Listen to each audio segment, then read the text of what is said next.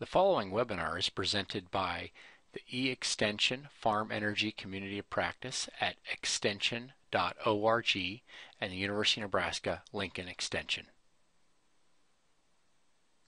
Welcome everyone to today's Bioenergy Friday web seminar. We're pleased to have Carrie Weiner with Colorado State University here with us. Solar leasing, which is not legal in the state of Nebraska, but we're going to talk about it anyway.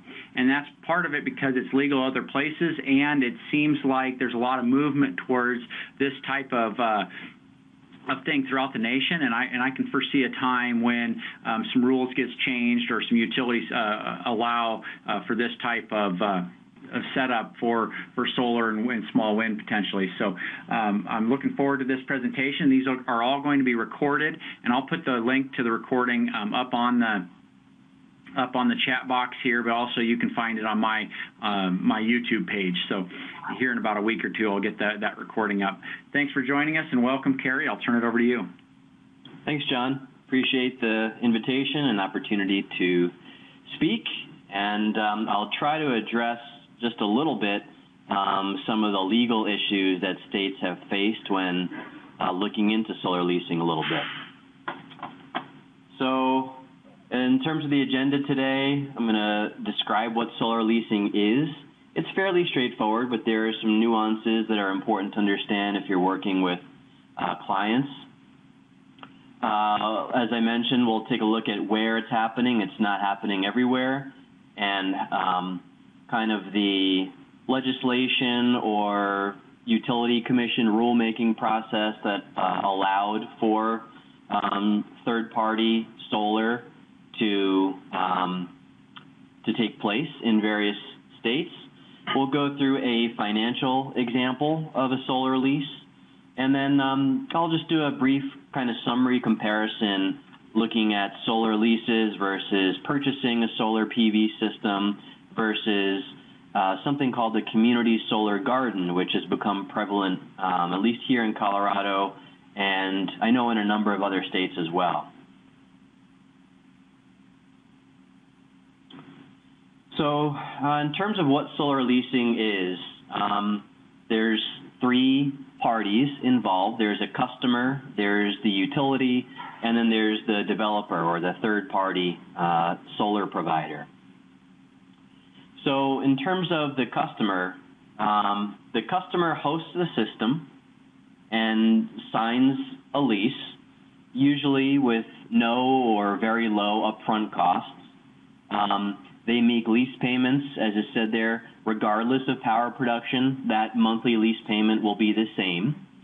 I will mention later on some annual rate increases which are possible. And then the red bullet I have circled here, just get my arrow. Customers may be responsible for contracting or performing systems operation and maintenance. That's usually not the case. Usually operations and maintenance are included in solar leases, but in some states like Florida, in order to enable third-party solar, it was a requirement that the customer actually performs operations and maintenance. So it's going to vary state to state. In terms of the customer's relationship with the utility, they sign the net metering agreement. If the customer generates more electricity than is used in a month, that can get transferred to the following month or carried over to the following month. If the customer uses more than they generate in a month, then they pay the utility just like they normally would. And then in terms of the developer, the third party comes in, builds and owns, usually operates and maintains the system, actually typically provides insurance on the system as well. They can partner with investors to make sure they're taking advantage of tax credits. That's a key condition to making this whole thing work. And the developer would receive a monthly lease payment, as well as, in some cases, as well as the RECs. These are renewable energy credits or certificates, which can be sold on a market. In my experience here in Colorado, our largest investor-owned utility is Excel, and they will actually incentivize third-party solar. And in exchange for that incentive, they actually take the REC, and that counts towards their renewable portfolio standard that they're required to meet. In Colorado, it's 30% renewable energy by 2020.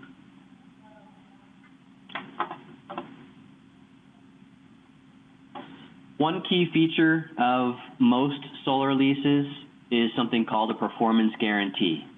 And that's where the third-party provider will guarantee the customer a minimum amount of electricity that the solar array will generate in a given year. That amount typically decreases by about 0.5% per year just to account for, degradation of the panels over time. But it provides the customer some level of certainty that if that customer is going to be making a monthly payment of $30 a month for every year for 20 years, which is the typical lease term, or $50 a month or $100 a month, whatever the case may be, that they're actually going to get some basic minimum level of electricity that they generate in return. And one thing that, is important if you're working with a client who's considering a solar lease, is to make sure that minimum guarantee, that performance guarantee, is reasonable. And so I always suggest entering the information from the system, system size, tilt, orientation into NREL's PV watts program, and just seeing what PV watts says the output should be. That's usually what the developer will use too, but it's always good for the customer to have that tool at his or her disposal. And so this is just kind of a printout from 1 year of PV watts, which shows the kilowatt hours a certain system should generate in a year. I forgot to mention, if the performance guarantee is not met, the third-party developer will actually pay the customer the difference. And they'll typically pay them at a rate that's agreed to in the contract that doesn't change throughout the 20-year lease term, and it's usually somewhere around what the utility retail rate is.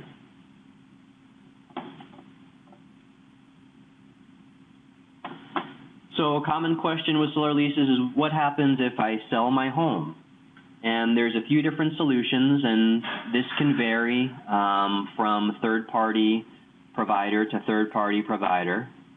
But some common terms are that you can just simply transfer the lease to the next owner. Probably the simplest, certainly the easiest to think about.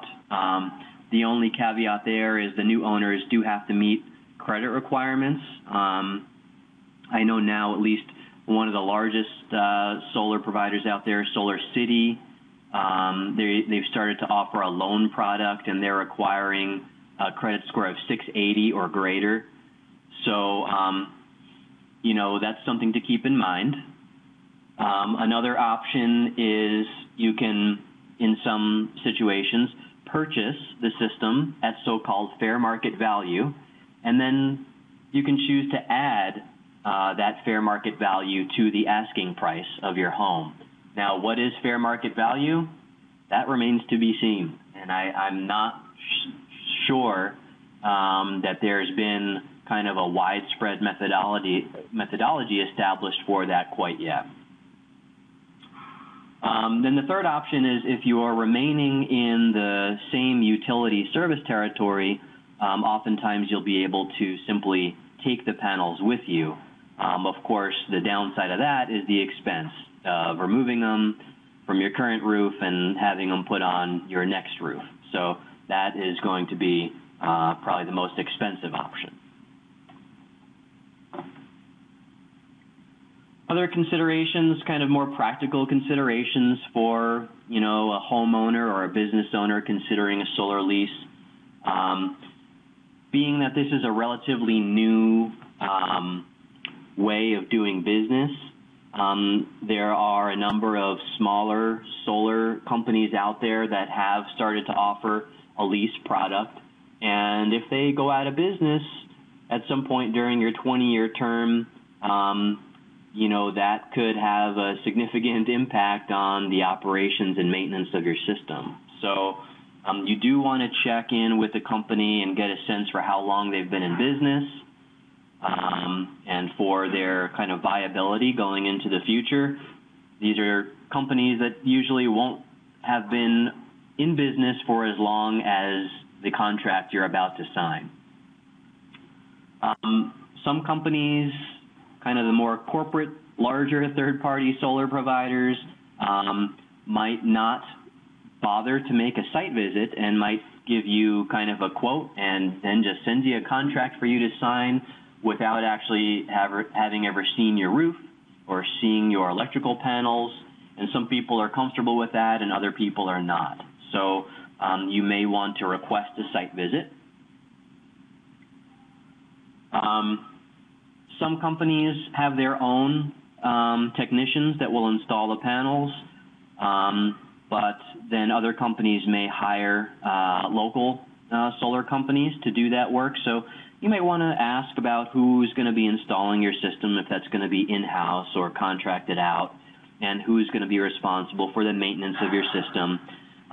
If someone's installing your system, you do want to make sure that they're going to be a NABCEP certified technician. So that's North American Board of Certified Energy Professionals or something along those lines. And then at the end of the 20-year term, I think there's, again, various options depending on the third-party solar provider. But usually the most common clause is that they'll simply come remove your panels at the end of the term at no cost to you. The lease is over. They're taking back their equipment. In some cases, they'll also allow you to purchase the system at that point for fair market value. And then, of course, you at that time can also consider entering into a new lease contract.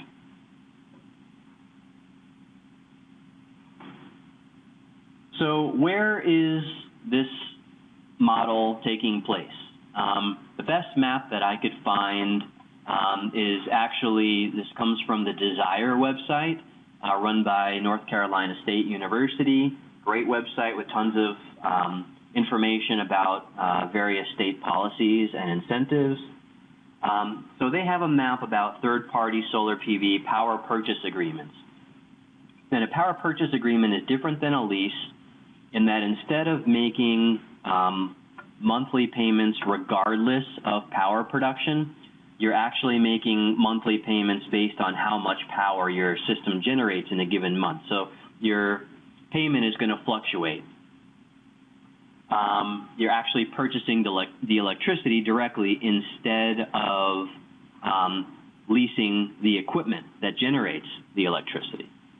Nonetheless, I thought this had some value to see where third-party solar is allowed, where it's disallowed, and that's this kind of darker blue color, and then where the status is unclear, and that's a pretty good chunk of the United States at the moment. So Florida, I'd point out, is an interesting case because Florida does not allow for solar power purchase agreements, but they do allow for solar leases. And that goes back to leasing equipment versus actually purchasing electricity. And so we can talk briefly here about how certain states have chosen to make third-party solar viable. And I'm not going to spend a ton of time going through the full detail on this table, but it does have value to see the different challenges that certain states might be looking at, or that may be preventing certain states from authorizing third-party providers.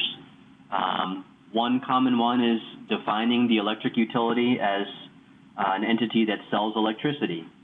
And that's what Florida ran into and that's why they couldn't go forward with power purchase agreements. Another challenge, defining the electric utility as an entity that offers power generation equipment. So that would make leases challenging. And there's a few other challenges here. Certain solutions to that, as Colorado did, is clarifying that third-party owned systems are not utilities. And that's something that the PUC, that's something that I believe was clarified by the state legislature. California exempted non-conventional generation from the definition of an electrical utility.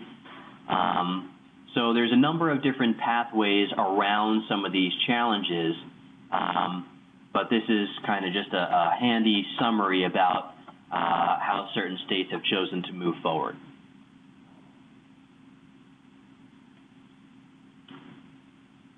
Why is third-party solar, and in particular solar leasing, important? Well, said simply, it's a huge share of the market, especially in some states in particular. So I apologize, this is a little bit outdated. This is from 2012. I was too cheap to purchase. You have to purchase these. To purchase the most recent edition, I'm sorry, it's the public servant in me. I just couldn't do it. But I can say that as of 2014, 68% of U.S. residential installations were third-party solar installations. You could see here in some states, this is back in 2012, Arizona, over 90% of all new solar installations are third-party owned systems. Arizona is a leader, California, Colorado, Massachusetts. So these are states that generally have renewable portfolio standard requirements for utilities to meet, and those goals are largely being met through third parties.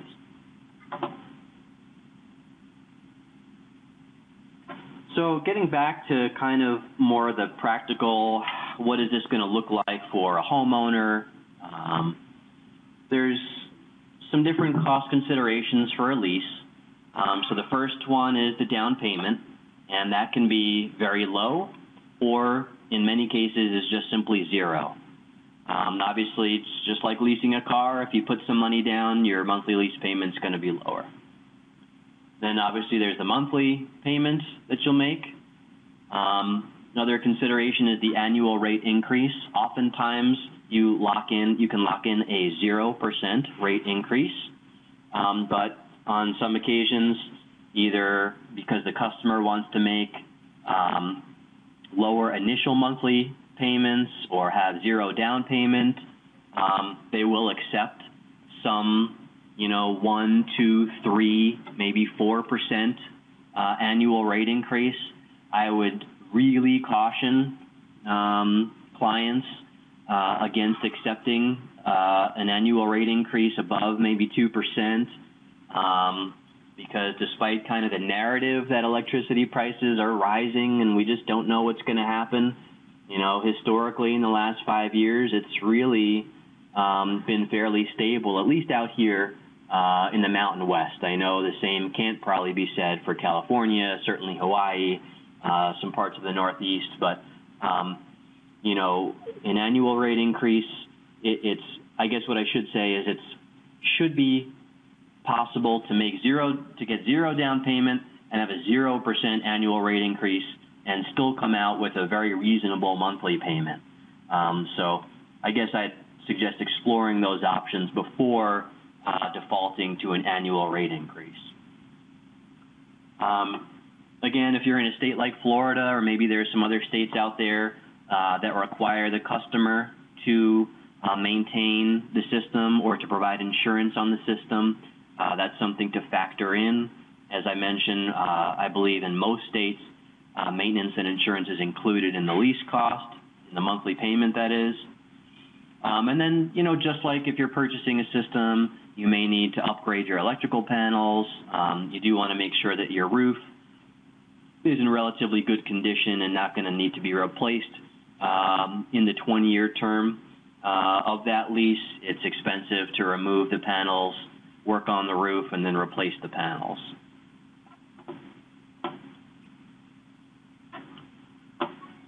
So just the most kind of simple breakdown here, the kind of before and after for the customer, just to reiterate this point.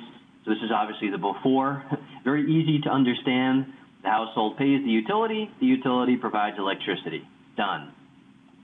Here on the right-hand side, it gets a little bit more complex when you include a third party here and when you have net metering involved. So the household may make a payment to the utility if they generated less than they used in a given month. The utility could possibly make a payment to the household. Typically, at least here in Colorado, at the end of the calendar year, the customer has an option of carrying over any extra kilowatt hours they've generated throughout the year into the following year, or getting a one-time payment. Unfortunately, that payment tends to be at the wholesale rate, so it's usually more beneficial to carry over those kilowatt hours. But it's possible that at the end of the calendar year, at least here in Colorado, the utility could make a payment to the household. Electricity is flowing both ways. And then the household is always going to be making a monthly payment to that third-party developer, and that third-party developer, while technically not selling electricity, is providing the equipment that provides electricity to that household. So let's go through an example first of net metering, and then we'll throw on some costs just to see really what this looks like at a nuts and bolts level. So for those of you who don't know, net metering is really most simply your meter's ability to spin backwards, and if you generate more than you use in a given month, you can carry over those kilowatt hours. If you use more than you generate, you pay for the difference. So essentially you're getting credited at a retail rate for your solar electricity. So let's go through month by month here. Say the homeowner in this example used 500 kilowatt hours but generated 600 with solar. So they had a net generation of 100 kilowatt hours. Their net consumption is going to be 0. So their running net is their bank. That's how many kilowatt hours they've banked that they can use for the future. September also used 500 kilowatt hours, generated 550. So they have a net of 50 kilowatt hours. They get to add that to their bank. October, they actually used more than they generated by 100 kilowatt hours. So they could actually pull 100 kilowatt hours from their bank. So they actually have still 0 net energy consumption. This is the amount they'd have to pay for. It's just that the amount that they have in savings goes down by 100 kilowatt hours. November, customer consumed 200 kilowatt hours more than they used. So in that example, they can pull the 50 from their bank, but then they're going to have to pay for another 150 kilowatt hours. And they're going to make that payment to the utility. Their bank goes down to 0. And then in December, they went away, they took a vacation, so they weren't around as much. They only used 300 kilowatt hours of electricity. They can bank 150, and at the end of the calendar year, they're left with 150 kilowatt hours in their bank. So let's tack some financial numbers onto that. So I brought forward 2 of the columns from the previous table into this new table, and we're seeing here utility payments really of 0 because they still have electrons in the bank, until we get to November, where they had to consume a net of 150 kilowatt hours. Let's say they pay 10 cents a kilowatt hour. They're going to make a net payment to the utility of $15. And as you can see here, their third-party payments remain the same throughout the course of the lease. You can see this household has to make a utility payment of $15 to the utility because of that net consumption they weren't able to cover with their bank. And that's in addition to their third-party payment. And then in December, they continue with their third-party payment, but because they have a credit and it's the end of the calendar year, in some states, the household may either just pay nothing and carry forward those 150 to January, or they may get paid and that payment's going to be at wholesale cost, so maybe something like 3 cents a kilowatt hour, so it's not very much. And so you see that reflected here in the total payment. So let's do a sample 20-year comparison of a bank loan, traditional bank loan versus a lease. And there's a few things that I've highlighted in red circles here that I want to talk on, but just keep in mind that this is kind of more traditional. There are other ways of purchasing a system besides a bank loan nowadays, and I can mention that briefly later as well. But just to go through a little comparison, and one thing I've circled here is 20 years. If you purchase a system and you live in that house beyond 20 years, many of your benefits, especially when compared to the lease, are going to come in, years 10 through, say, 30. So this really only looks at the first 20 years of your system's lifetime, because that's the typical lease term. So this is for a sample 5 kilowatt system, which is typical for a household. I used $4 a watt installed, which is on the high side here in Colorado, but thought it might be a little bit more reflective of some rural parts of our country. So we're looking at an installed cost here of about $20,000. Federal tax credit is a 30% federal tax credit, still good through the end of 2016. So that's a $6,000 tax credit. I assumed a 10% down payment and then a 90% loan amount, so an $18,000 loan over a 10-year loan term. You could see at an interest rate here, 4.5%. So your monthly payment's going to be much higher under this purchase scenario than it would be during a lease. And of course, this amount's going to fluctuate based on the third-party contract that you sign. But this is something that I felt was reasonable for a 5 kW system. In this example, we're looking at no annual rate increase with the lease. And so after 20 years, we're seeing total payments under the purchase scenario that greatly exceed total payments under the lease scenario. Total savings exceeds, for the purchase, exceeds that of the lease, because this is where I accounted for that $6,000 federal tax credit. Now keep in mind, you do need to have the tax liability to actually take full advantage of that tax credit. And there's some uncertainty after the tax credit expires as to whether or not individuals will be able to carry over any unused amounts in this tax credit to future years. So you have net savings in this scenario of $2,700 and around $7,000 in the lease scenario. You can see your first year of savings doesn't happen until after you pay off your loan in year 11, versus you can actually start saving from year 1 under the lease scenario. Now, it might not be spectacular savings, but you can set it up so that you're paying maybe at least a little bit less from year 1. And the idea is, as the utilities rates increase, you're saving more as time goes on. Simple payback period, not something I really like to throw around, so I emphasized simple here. But I just provided it for a reference here in our purchase scenario. And there are various assumptions, including a 3% annual electric rate increase. And these are pretty inexpensive electric rates, reflective more of Colorado. So you can see here some significant differences between the purchase and lease scenarios. Some other things I'd point out, if you purchase a system, you may also need to replace your inverter at some point, which would add to your total payments. You may also need to pay to insure that system. And then you may also have to pay property tax. Here in Colorado, there's a residential property tax exemption for solar, but in some states, perhaps there are not those types of exemptions. On the other hand, if you purchase your system, that tends to increase your property value. Now, not everywhere is going to value a solar electric system the same, but there are certain jurisdictions where you're going to get significant added value onto your home from having solar PV. So again, this doesn't account for everything, and one of the keys is that this is 20 years, and if you own a system, you may own that system for 30.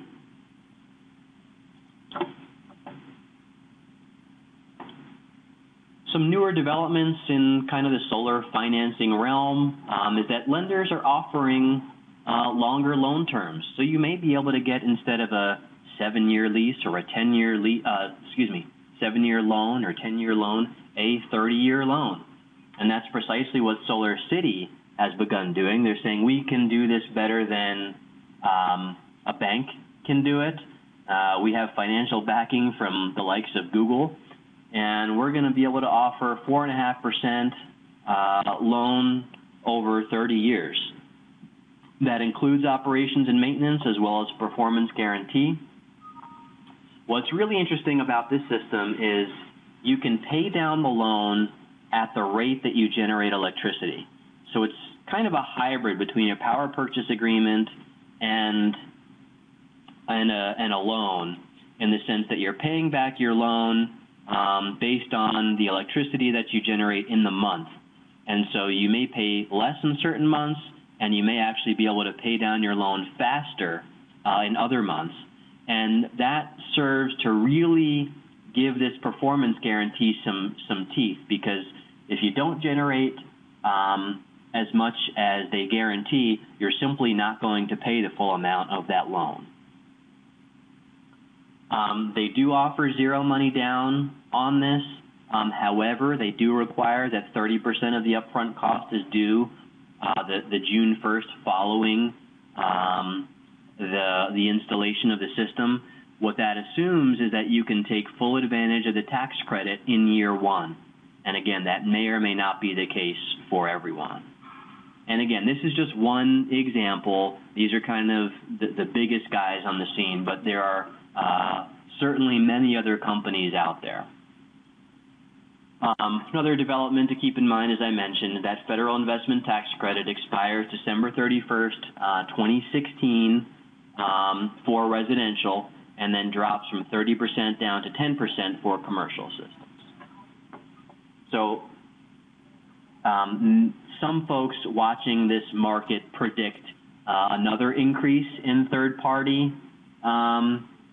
solar in 2017 before things start to equalize back down and we start to see, ownership come back onto the scene after 2017. But they're predicting, as a result of that initial shock from the tax credit not being there, perhaps another little increase in third-party solar. Then as I begin to kind of wrap up here, just wanted to mention briefly this concept of community solar.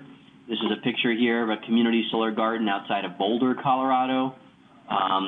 Here in Colorado, we have about 6 megawatts of community solar, and it's pretty straightforward. There's a central solar array, and if you're a customer of an investor-owned utility, as long as you reside in the county in which that array is built, or a contiguous county, you can buy one or more panels in that community solar garden. If you're part of a municipal utility or a rural electric association, as long as you're served by that muni or that REA, you can purchase one or more panels. And you get credited for the electricity generated by your panel at a pro rata share of the total output from that array in a given month. And it's just a credit against your utility bill. So it's pretty straightforward. It's just like having a panel on your roof, only it's not on your roof. You don't have to worry about insurance, maintenance, or any of that. So we've seen pretty good growth in community solar as more and more states make it legal, and the predictions are just huge growth in community solar moving forward. There are 14 gardens currently operating in Colorado, and that's been since the law passed in 2010. There's 30 megawatts in Excel's pipeline alone. So it's really something that has gained a lot of traction, at least here in Colorado.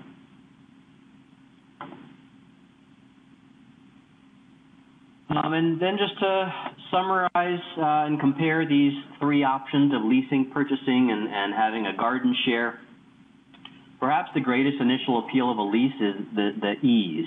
You don't have to really worry about anything. You don't need to go down to a bank and make your business case. You just enter into an agreement with a third party.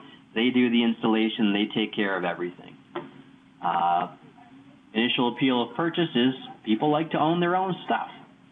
And then having a garden, perhaps you just don't have a great roof for solar, or you don't like the way it looks, or you don't own your building. This is something that's open to renters as well, and I'll talk about the transferability in just a minute. Upfront cost. In really all these scenarios now, the upfront cost has really been addressed. For the lease, we know it's going to be zero or low. Even under the purchase scenario, as in the Solar City example, you can get a zero money down, upfront cost, various options for the garden share as well. Keeping in mind tax benefits, there's none for a lease. You can take full advantage as long as you have the liability under the purchase scenario. And interestingly enough, the IRS recently ruled for one individual that he was able to take advantage of the residential tax credit for solar, even though he had purchased a panel or more panels in a community solar garden. So that was not intended to be a rule that's kind of set a precedent for all community solar garden owners. That's still to be determined. But in that one case, that was certainly an encouraging sign. Again, maintenance and insurance typically included in the lease and always included in the garden. It's additional with the purchase. You have your various lifetimes here. I wasn't able to find a real great answer here on the lifetime of your garden share. All I could find was a 50-year panel warranty, so I don't know if that means that once you purchase a panel, you have it for 50 years. That requires a little bit more research. And then transferability, we kind of talked about with the lease. Obviously, you're going to transfer your own system at point of sale. And then if you have a community solar garden, your options are to actually keep your garden share if you move within the same utility service territory, or you could sell it. Again, you run into the fair market value issue, donate, or transfer it to someone else out of the goodness of your heart. So that's kind of a summary comparison of these three different models, and I guess I at this point just provide my contact information and open it up for any questions. Thank you. This web seminar was presented by the E-Extension Farm Energy Community Practice at extension.org. Also, for more videos like this one, you can click on the link in the upper right hand corner and see more at the CropWatch Bioenergy YouTube page.